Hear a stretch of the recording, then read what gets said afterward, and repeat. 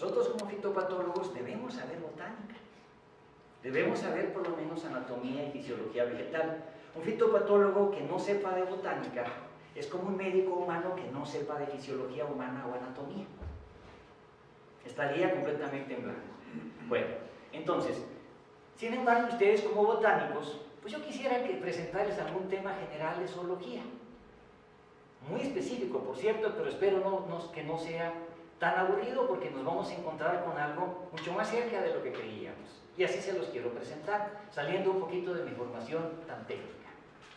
Entonces, en este caso, que los botánicos perciban también los animales que viven en las plantas, o las relaciones y algunas de ellas que tienen principios que se pueden perfectamente aplicar a sus entidades de investigación en botánica. Entonces voy a hablar de estos animalitos que a lo mejor, a ver cómo le hago aquí, así, bueno, son menos conocidos que otros.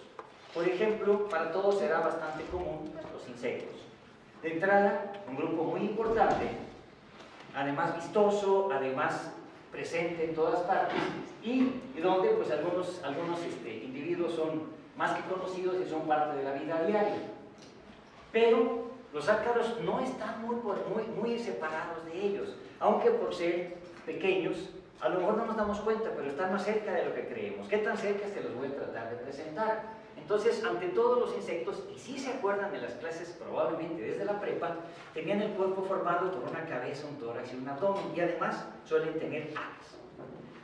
Y son, bueno, un grupo similar, un grupo emparentado son los arácnidos, un poquito menos familiares, pero por supuesto todo el mundo recordará a las arañas y a los alacranes. Dentro de ese grupo se encuentran los ácaros, pero a diferencia de otros arácnidos, los ácaros tienen una mucho mayor variedad estructural y además ecológica. Digamos, lo que los hace difíciles de estudiar, pero por supuesto que hay avances importantes en ellos, su pequeño tamaño. ¿Cuánto mide un ácaro? Un ácaro mide frecuentemente alrededor de entre 100 micrómetros y 1 milímetro. Pero 100 micrómetros es algo que nosotros vemos. Sin ninguna lente, supongamos que tenemos una buena vista, o usamos anteojos que nos quedan bien, un objeto de 100 micrómetros lo alcanzamos a ver. 1/10 de milímetro. ¿Cuánto mide de espesor un cabello? Aproximadamente 100 micrómetros, ¿no? Y sí lo vemos. Bueno, claro que sí que tiene que haber buena luz, un buen contraste para que veamos a un ácaro de este tamaño. Y el cabello mide 100 micrómetros de calibre, pero es mucho más largo, ¿no? Algunos no tanto. Bueno, entonces, como quiera que sea, algo de 100 micrómetros sí lo podríamos ver. Pero si no hay contraste y sobre todo si no ponemos atención, no los vamos a ver. Pero vamos a ver que los ácaros no siempre son todos tan pequeños. Algunos ácaros, claro, esta fotografía está aumentada, pero ¿cuánto mide una garrapata grávida? ¿Quién la conoce? ¿Quién ha estado en el campo que haya visto una garrapata grandota? ¿Cuánto aproximadamente de tamaño? ¿1 centímetro? O más incluso, ¿no? Bueno, esas garrapatas son así porque están repletas de sangre. Antes de estar repletas de sangre eran más chiquitas, sin embargo sí se podían ver. Una garrapata antes de alimentarse puede medir entre unos 5 milímetros o algo por el estilo. Bueno, entonces, algunos ácaros sí son visibles, pero otros son tan pequeños que mucho más chicos, que 100 micrómetros, de manera que no los alcanzamos a ver a simple vista. Frecuentemente necesitamos una lente de aumento o mejor todavía un microscopio. Pese a ese pequeño tamaño, y cuando utilizamos un microscopio podemos ver a los ácaros en una gran variedad de formas y tamaños. Y si realizamos diferentes hábitats, veremos que los ácaros son un grupo que rivaliza con los insectos en número de especies y además en variedad ecológica y también en importancia. Ya trataré de presentarles algunos datos de su importancia. Por el momento, esta fotografía simplemente trata de mostrar algunas variaciones en forma. ¿Conocen a los ácaros? Yo les quisiera comentar que probablemente los ácaros de estas fotografías en esta diapositiva, es probable que los ácaros los conozcan a ustedes antes que ustedes a ellos. En la casa de la vecina había palomas. Y las palomas, pues, estaban infestadísimas. Y se pasaron a nuestra casa, nos picaban en la noche con un hábito similar a las chinches de las camas. Y amanecíamos todos llenos de ronchas. Hasta que mi padre empezó a buscar y dio con la solución. En mi pueblo les llamaban borucos. En otras partes les llaman corucos.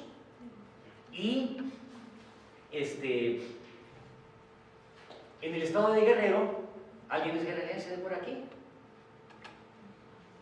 ¿O alguien ha oído la palabra borucos? ¿Corucos? ¿Chinos? Chinos es el nombre que les escuché en el estado de Guerrero. Bien, esta sería una garrapata y estos ácharos ya les voy a presentar un poquito de más detalles respecto a ellos. Con ese pequeño tamaño no los vemos, o a veces no los vemos porque no les ponemos suficiente atención. En el campo y plagas agrícolas que ustedes encontrarán, o a veces en las plantas que están manejando en el vivero o en el invernadero, sí los podrán ver, por ellos mismos o por los síntomas que causan en las plantas. Pero, ¿qué tan cerca podrían estar los ácaros de nosotros? Entonces, les voy a presentar tan cerca como en la piel. Alguien dirá, pero eso quién sabe cuándo ocurrirá, pero se llama sarna. Y es un padecimiento que se presenta en el ser humano. Los ácaros viven dentro de nuestra piel. Seguramente que se presentará, no, pues eso a lo mejor ocurre en las colonias populares, son gente muy humilde, etcétera, etcétera. Resulta que gente de cualquier estrato puede llegar a tener sarna. Recordarán ustedes en algunos textos históricos que la nobleza francesa ocupaba pelucas. ¿Se dan idea de por qué? Tenían sarna. Los antiguos egipcios que se rapaban, era por sarna o por piojos. Y quien tiene niños en la escuela ya se habrá encontrado alguna vez con un problema de esos. Bueno, entonces, en el caso de estos ácaros, causan problema y causan una irritación que la gente se rasca. Y entonces, al rascarse, mata a los ácaros. Eso es efectivo, pero a veces los ácaros se establecen en lugares más inaccesibles del cuerpo. Esas partes que pensaron, sí, esas partes. Sí, esas partes. Entonces, la situación está en que los tenemos mucho más cerca de lo que pensamos. Cuando la gente se rasca y se alcanza, los elimina. Y después de eso se ocurre no una reacción de inmunidad, sino de hipersensibilidad. A ver, la sarna se da por epidemias. Y a veces, y más o menos como cada 20 o 30 años hay brotes de sarna. Entonces la gente toma contacto con los ácaros y se enferma, pero se rasca, se pone azufre, se pone pomada, se pone quién sabe qué cosas, y adquiere hipersensibilidad. Entonces cuando llega un ácaro nuevo, se rascan y no alcanza el ácaro a establecerse. Y entonces, con el tiempo hay mucha gente hipersensible y la epidemia baja.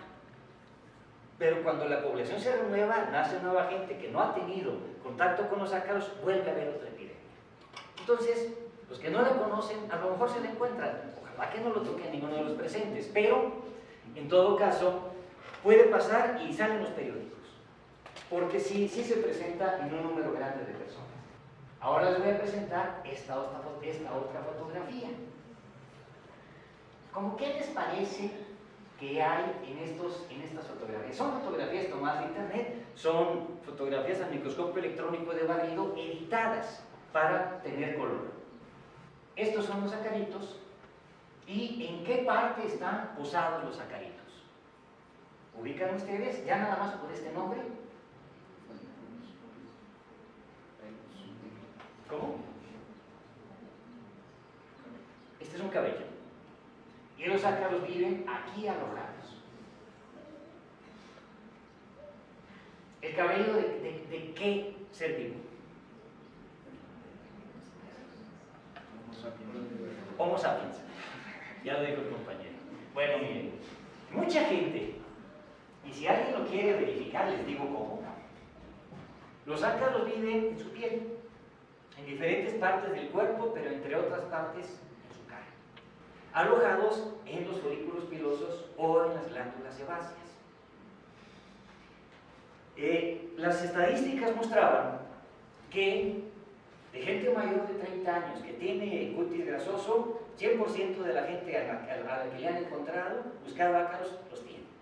Y los que tienen menos de 30 años o cutis no grasosos también pueden tener. También pueden tener. Se contagian por contacto directo. Incluso de la madre al bebé. Entonces, nos pasamos posiblemente la vida entera contando con esos ácaros en nuestra piel. Y podemos decir que no realmente nos causan daño. Hay gente que le echa la culpa de algunas dermatitis, blefaritis, etcétera, etcétera. Pero muchos de los que traen ácaros en la cara no se han dado cuenta en ningún momento de ellos. Los ácaros están más cerca de lo que nosotros creíamos. Y entonces, ¿quién es el verdadero fiel amigo del hombre? Pero a veces no son tan buenos amigos. Ácaros de una especie muy parecida a la que les mostré en las fotografías y que se encuentra en la cara de la gente, donde la parasitosis es muy benigna. Ácaros de un género, del mismo género de Modex. A veces nos encontramos a perritos en esta condición deplorable en la calle. Es un tipo de sarna, la sarna demodésica. Al parecer, o sea, los datos indican que no es el ácaro solo el que ataca y que les causa la muerte a los perros, sino está en asociación con bacterias. Pero el ataque combinado de un ácaro y de un perro y de una bacteria llega a causar la muerte a los perros. Y bueno, pues entonces para ellos no es tan buen amigo.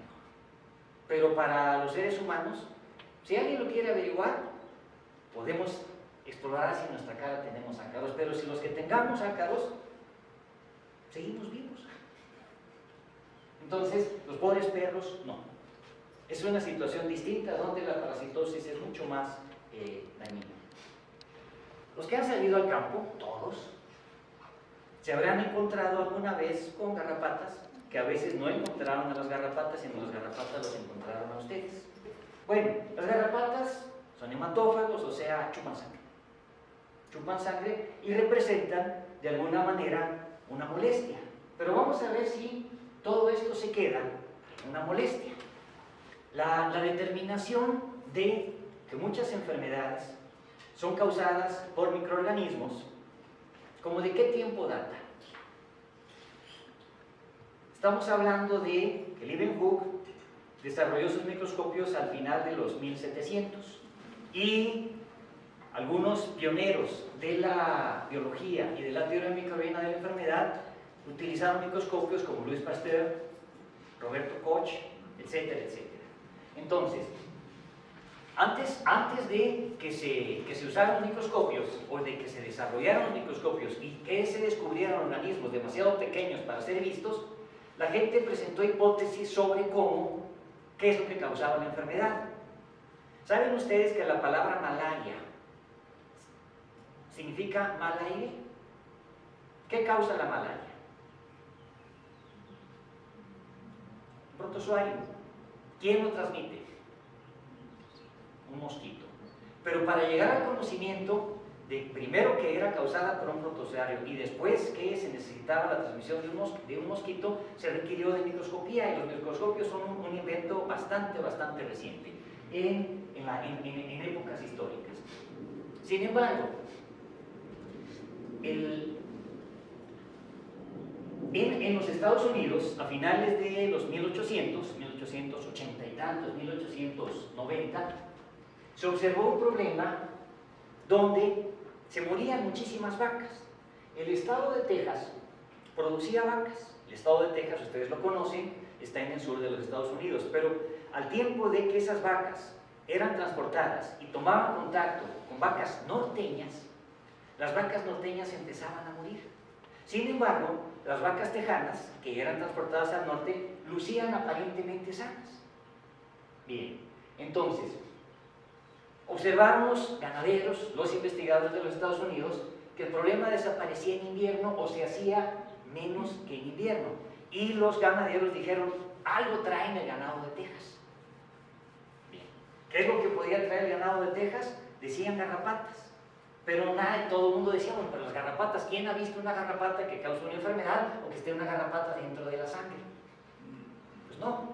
Entonces, en un trabajo pionero, un par de investigadores de los Estados Unidos criaron vacas en sitios libres de garrapatas y criaron vacas en sitios con garrapatas y las pusieron en contacto con ganado norteño. Donde las vacas tejanas habían crecido en contacto con garrapatas, el ganado norteño que se ponía en contacto con ellas se moría. Donde las vacas habían crecido sin contacto con garrapatas, podían estar en contacto con ganado norteño sin que hubiera enfermedad. Entonces, la conclusión fue, donde no había garrapatas, no había fiebre de Texas. Bueno, las investigaciones continuaron y se observó que en realidad las garrapatas lo que hacían era, aparte de la molestia que daban, era transmitir un patógeno. Un patógeno que se alojaba en la sangre, y los investigadores observaron que se alojaba tanto en la sangre de la garrapata, bueno, le llaman sangre, como en la sangre de los animales afectados, en este caso primero vacas. Fíjense que ese hallazgo, bueno, con el tiempo el protozoario tomó un nombre, Babesia bigemina, y se determinó cuál era la garrapata que lo transmitía. Bien, este es un trabajo pionero que hace nacer a una disciplina que se llama entomología médica. Casi simultáneamente, otras personas en otras partes del mundo hicieron hallazgos similares. El hallazgo de que un mosquito era el portador de un protozoario también causante de la malaria. Y otras personas determinaron que una mosca llamada tsetse era transmisora de otro protozoario llamado causante de la llamada enfermedad del sueño. Entonces, esos hallazgos tienen 100 años. Antes la entomología médica no existía. Y poco antes, unas décadas antes, se determinó que las enfermedades eran causadas por microorganismos. Entonces, a final de cuentas, el primer trabajo, determinado históricamente, donde un artrópodo es transmisor de un patógeno, esto se hizo con una garrapata, y después vino una enorme disciplina que ha llevado a avances importantes en la ciencia y a la cura de enfermedades. Vamos a pensar que en este salón hay 10 mosquitos. ¿Cómo lo ven? ¿Es un problema? Dirán, pues capaz que le pica al vecino y no a mí. 10 mosquitos dije. Pero vamos a pensar que los 10 mosquitos sean portadores del virus del Zika. ¿Cambia la percepción? Bueno, entonces, en el caso de las garrapatas, seguían una molestia, pero al momento de que se determina que son causantes de la enfermedad, pues la situación y la apreciación cambia bastante. Pregunta, ¿por qué las vacas de Texas lucían sanas si tenían en su sangre a este protozoario que se ve como esas bolitas rojas, y la palabra bigemina quiere decir 2 gemelos? ¿Por qué las vacas lucían sanas?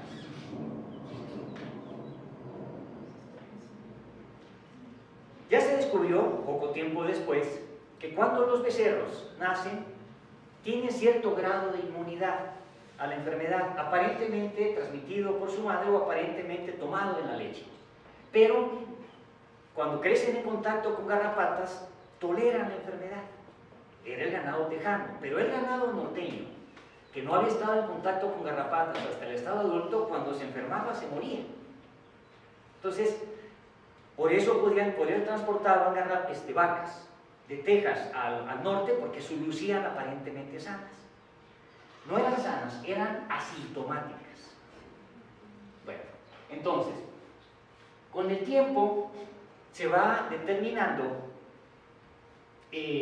más enfermedades que son causadas por diferentes tipos de patógenos y transmitidas por garrapatas. Quienes han estado en Estados Unidos se habrán enterado en muchas partes de que los venados ahí casi como si fueran perros. Sí hay temporada de caza, pero los venados allá son bastante protegidos y como dentro de la ciudad no se puede disparar, como que están más protegidos adentro de la ciudad que afuera. El problema está en que luego los atropellan los carros y el problema también es que los venados tienen garrapatas. Y las garrapatas allá causan una enfermedad llamada de Lyme, que allá se considera un problema. Por lo menos en la parte de los Estados Unidos donde yo estuve, cerca de Washington, D.C., cuidan bastante algunos bosques alrededor de los ríos y esos bosques van los venados. Pero ahí es bastante peligroso meterse al bosque, porque puede haber garrapatas y causan esta enfermedad. Esta listota la pongo a propósito, no la voy a leer, no voy a dar tiempo de que la lean. La gran lista de organismos que se ha visto que son transmitidos por garrapatas. Entonces, algunas de ellas afectan al ganado, otros a otro tipo de animales, otros a la gente misma, y donde, según la cercanía que tengamos con los vectores, en este caso garrapatas, podemos o no tener contacto con ellas y el riesgo.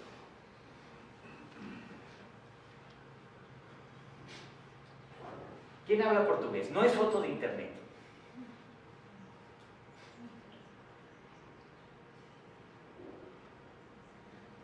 ¿Me ayudan a leer qué dice ahí?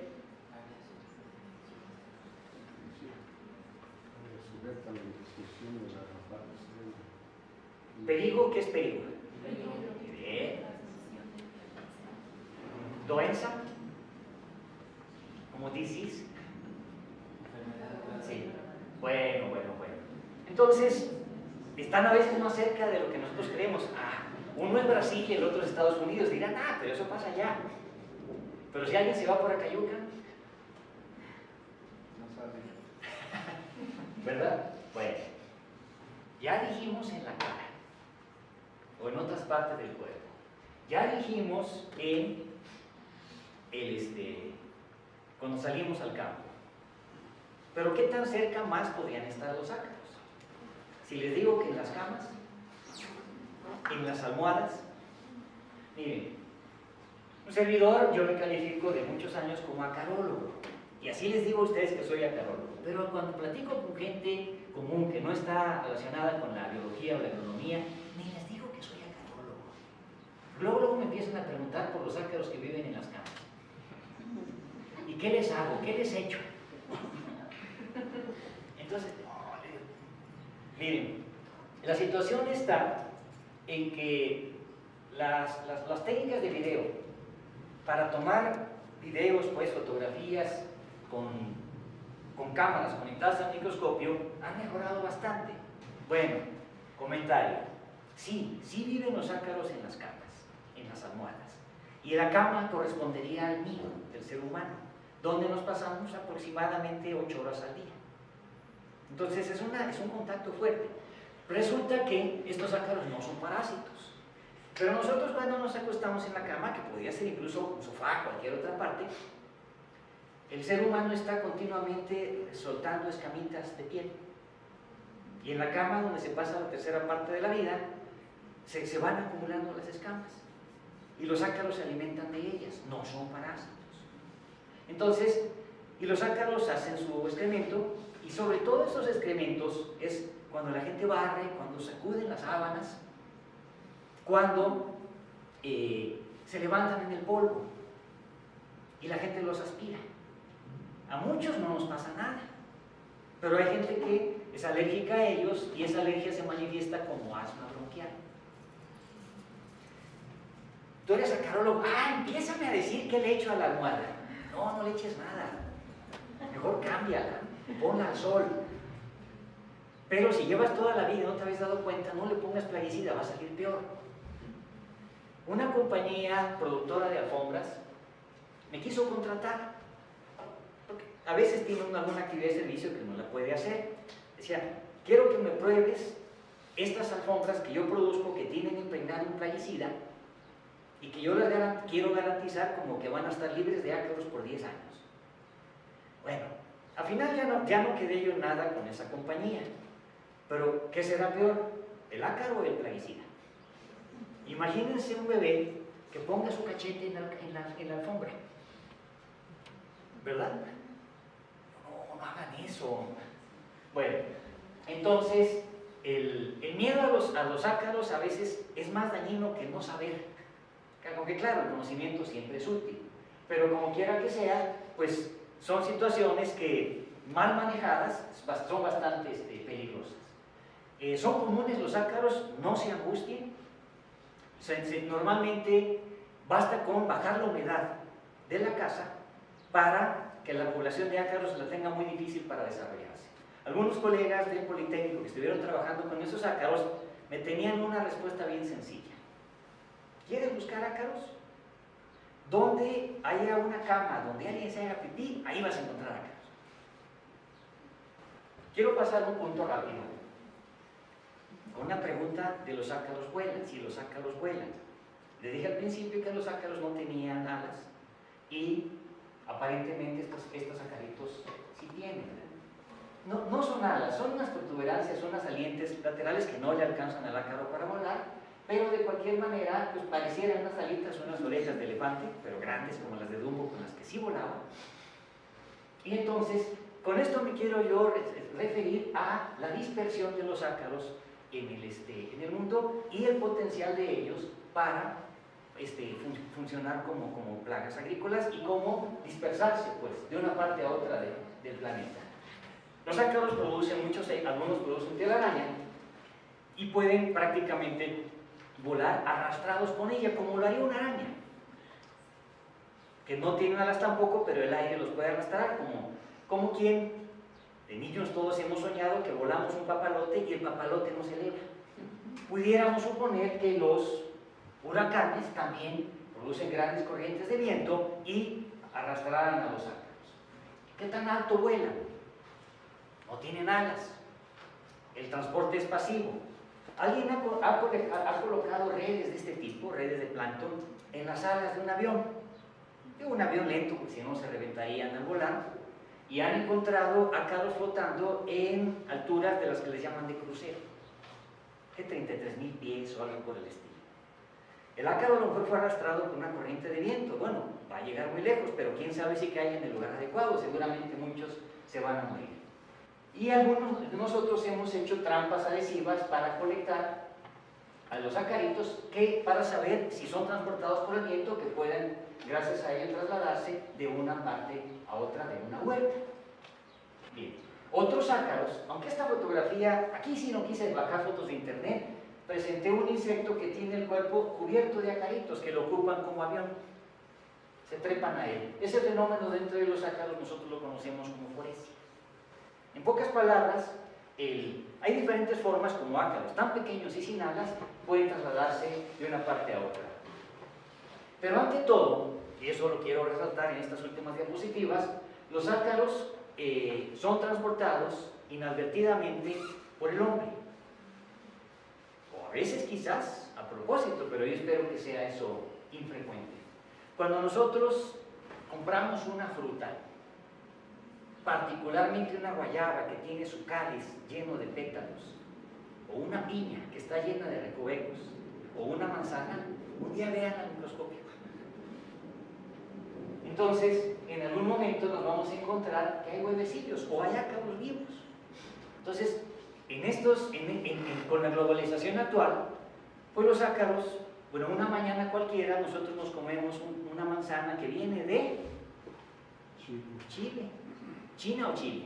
Chile. Chile. Unas uvas que vienen de Chile también. ¿sí? De California. Sí. Un aguacate que viene de ¿verdad? Y en la tarde cenamos, no sé. ¿Tendrán ácaros? Sí. Frecuentemente. Bueno, hay casos donde para poder vender un producto de un país a otro, el país que lo recibe dice, tú tienes esta plaga y yo no la tengo, entonces no te compro si no tratas a tu producto con tal forma de fumigarlo. Y alguno de los productos para fumigación es el bromuro de metilo, que con todos los inconvenientes que se tiene y las consecuencias ecológicas de él, se sigue usando. Sin embargo, se ha visto que los ácaros pueden ser resistentes a la fumigación. Y entonces, muchos de los productos que nosotros compramos, que vienen de otro país, probablemente vengan con ácaros e incluso vivos. Este es el caso, por ejemplo, esto es algo que me tocó a título personal y les quiero comentar la historia. Compañeros de Manzanillo, Colima, inspectores de la Dirección General de Sanidad Vegetal, detectaron ácaros vivos en uvas. Ya ven que en el hemisferio sur procedentes de Chile. A los mexicanos, en muchas partes del país, nos gusta comer uvas en Año Nuevo. Pero en Año Nuevo no hay uvas aquí porque es invierno. Sin embargo, justo en ese mismo tiempo en Chile que produce uvas es verano.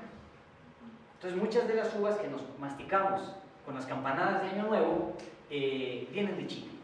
Y encontraron unos ácaros vivos, pese a que las uvas habían sido tratadas con bromuro de metilo. Entonces, regresaron quién sabe cuántos contenedores, que los mandaron a mar, yo creo, porque esas uvas llegaron a Chile de regreso ya en calidad de pasas o de vino. Bueno, entonces, los chilenos pusieron el grito en el cielo, estaban a punto de hacer una controversia internacional. Entonces me pidieron a mí ayuda de parte de Sanidad Vegetal para determinar si había ácaros vivos. Al final de cuentas, no encontramos ácaros vivos de la especie de interés, pero sí encontramos ácaros vivos de otra.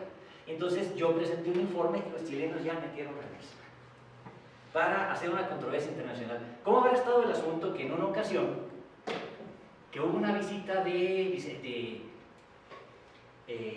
Felipe Calderón a Chile, el tema lo trataron de presidente a presidente? Entonces, pues yo me siento ahí orgulloso de haber hecho algo, porque si no, le iban a meter un juicio a México y quién sabe qué multota le habrían puesto. Pero entonces, al momento de que yo les demostré que había ácaros que habían sobrevivido al bromuro de metilo, entonces ya, el problema se arregló de manera familiar y se acabó el problema. O sea, por ahí algún arreglito, yo no digo que sea componendas o corrupción, simplemente ya no hicieron la controversia internacional. Sin embargo, pueden llevar a problemas de comercio o incluso a problemas legales internacionales. Tan sencillo como que haya un ácaro vivo que está presente allá y no está presente acá, y por lo tanto nosotros lo tenemos como plaga regular. Y les voy a presentar rápidamente otros casos. Por ejemplo, algunos ácaros que son parásitos de las abejas, y todos son plagas exóticas introducidas a México. Imagínense una abeja, y la abeja tiene una tráquea. Proporcionalmente, ¿de qué tamaño será la tráquea? Que nosotros tenemos una tráquea también, de una abeja. Es algo muy chiquito, ¿no? Y adentro de la tráquea viven ácaros. ¿De qué tamaño serán los ácaros? Y aquí, cada una de estas bolitas es un acarito. En el caso de este otro ácaro, ha sido un problema muy importante en las abejas y también es una plaga exótica. Nada más para mostrar algunas de las rutas que este ácaro tomó para llegar a diferentes partes, incluyendo a México. ¿Se imaginan ustedes que este ácaro voló arrastrado por una telaraña? ¿O se puso así parado sobre su colita y el viento lo arrastró desde Japón hasta Paraguay? ¿Cómo llegó? Transportado por la gente. Son problemas de plagas exóticas que representan importantes problemas, porque esas plagas a veces causan daños muy importantes o regulaciones en la comercialización. Ustedes como botánicos yo creo que tendrán el mismo problema o conocerán el mismo problema para malezas, ¿no? Enormes problemas en las malezas. ¿Qué pasará con un contenedor de trigo? ¿Habrá forma de detectar 5 o 6 semillas de una maleza? Imposible, ¿no? Y otro caso, un ácaro que causa un problema conocido como vanío del arroz, o sea, las semillas, cuando uno las revisa resulta que no tiene nada dentro, es la pura cáscara, y es un acarito, y donde tenemos una situación extraña. Este ácaro fue detectado en los Estados Unidos en 1960, y en los 70 se detectó en el otro extremo del mundo, y en los 90 se detectó en Cuba. Viene la pregunta, ¿de dónde llegó a Cuba? ¿De los Estados Unidos o de Taiwán o de China? Simplemente el ácaro le dio la vuelta al mundo de una parte a otra. Y por cierto, este ácaro también llegó a México y es un problema. Entonces, quiero ubicar todos estos casos como casos donde los problemas de los ácaros pueden también ser muy importantes y la mano humana puede modificarlos, muchas veces más que lo que puede resolverlos. Caso adicional, otro ácaro procedente de la India, que ya se estableció en México, y aquí les muestro una secuencia de países donde se fue encontrando y aparentemente fue brincando de isla en isla hasta llegar a América continental, que incluye Florida, México y partes de Sudamérica. En México ya se encuentra por todas partes. Aquí simplemente parece que fue brincando de isla en isla como una persona que pasa un río pisando una piedrita y la otra piedrita. Un ácaro que vino de la India y ya se encuentra en Sudamérica. Un ácaro que puede afectar a plantas muy importantes, particularmente es plaga de jitomate. Y entonces, de todo el conocimiento de esto sobre los ácaros, se han formado listas de especies. Y las listas de especies son aquellas que el gobierno mexicano, en este caso, trata de prevenir que se llegaran a presentar en el país, porque al ingresar al país podrían causar importantes problemas. Y quiero terminar la presentación con casos que son al revés. Especies de ácaros en palma de coco, en aguacate, duraznero y otros más que son nativas de México, que han causado algún tipo de problemas, pero algunas de ellas, en palma de coco, ya se encuentran en muchos países y otras de ellas están catalogadas como de peligro de que de México lleguen a otras partes. Una de las especies que les quiero mostrar, no los quiero aburrir con los nombres científicos, originaria de México, ya la encontraron en China y en Japón. Otra especie la tienen como de riesgo de que se introduzca en Europa. Otras en aguacate se encontraron en California y ya están en España y en Israel. Digamos, estos son regalos de México para el mundo o la venganza de Moctezuma. También México puede contribuir con plagas exóticas y ya lo ha hecho. Y con eso termino mi plática. Gracias por su atención.